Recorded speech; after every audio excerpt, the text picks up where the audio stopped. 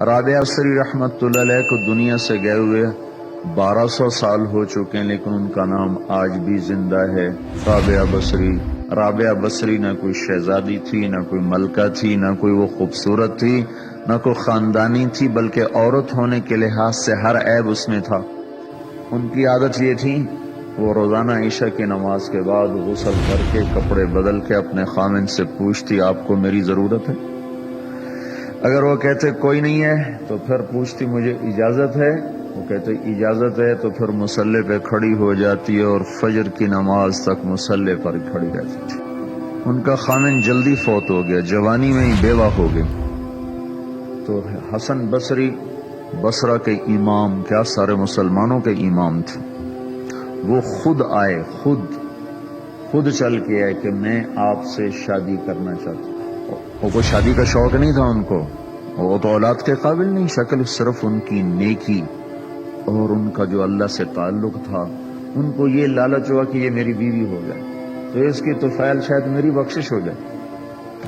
تو ان کے پاس آئے، کہنے لگے رابعہ میں آپ سے شادی کرنا چاہتا ہوں، خود پیغام لے کر آئے۔ تو انہوں نے فرمایا میری 4 باتوں کا جواب دے دو تو میں شادی کر لیتا۔ کہنے لگے کیا؟ کہ یہ بتاؤ میں جنتی ہوں کہ دوزخی ہوں؟ کہنے لگے یہ تو میں کچھ نہیں کہہ سکتا۔ اچھا یہ بتاؤ جب اللہ تعالیٰ قیامت میں اعمال نامے اڑائے گا، کسی کے سیدھے ہاتھ میں آئے گا، کسی کو الٹے ہاتھ میں آئے گا، میرے سیدھے ہاتھ میں آئے گا کہ الٹے ہاتھ میں؟ کہنے لگے یہ بھی کچھ نہیں بتا سکتا۔ کہنے لگے اچھا یہ بتاؤ جب اللہ نیکیوں کو تولے گا، کسی کی نیکیاں بڑھ جائیں گی، کسی کے گناہ بڑھ جائیں گے، میرے گناہ زیادہ ہوں گے نیکیاں زیادہ ہوں گی؟ کہ یہ بھی نہیں بتا سکتا۔ کہ اچھا یہ بتاؤ جب لوگ بول سرات سے گزریں گے، کوئی پار نکل جائیں گے، کوئی نیچے گر جائیں گے، تو میں پار نکلوں گی کہ دوزخ میں گروں گی؟ کہنے لگے یہ بھی میں نہیں بتا سکتا۔ تو پھر فرمایا اچھا جاؤ مجھے تیاری کرنے دو، مجھے ان 4 باتوں کی تیاری کرنی ہے، میرے پاس شادی کے لیے وقت کوئی نہیں ہے۔ جو اللہ سے دوستی لگا لیتے ہیں اللہ دنیا ان کے لیے مسخر کر دیتے، اللہ دنیا ان کے پاؤں میں ڈال دیتے۔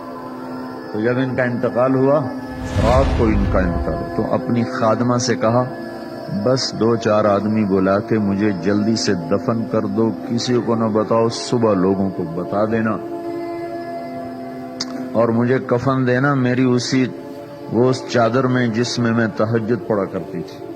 تو انہوں نے راتوں رات دفن کر کے صبح اعلان کیا، شور مچ گیا، ہائے کیوں بتایا، کیوں نہیں بتایا، کیوں؟ تو اگلی رات ان کی خادمہ نے ان کو خواب میں دیکھا، سبز لباس پہنا ہوا، حسن و جمال، سورج چہرے پہ چمک رہا۔ پوچھا آپ کے ساتھ کیا ہوا؟ کہا میرے اللہ نے میرے ساتھ بہت عمدہ معاملہ کیا۔ کہا آپ کی وہ چادر کہاں گئی جس میں آپ کو کفن دیا تھا؟ کہا وہ اللہ تعالیٰ نے اتار لی ہے اور مجھے جنت کا جوڑا پہنایا ہے، اور اس چادر کو اللہ نے سنبھال کے رکھا ہے، جب قیامت کے دن میری نیکیوں کو اللہ تولے گا تو اس چادر کو بھی اس میں تولے گا۔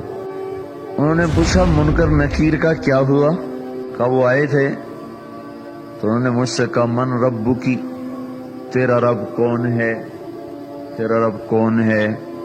تو میں نے منکر نکیر سے کہا جس اللہ کو 40 سال نہیں بھلایا اس کو 4 ہاتھ زمین کے نیچے آ کر میں بھول جاؤں گی؟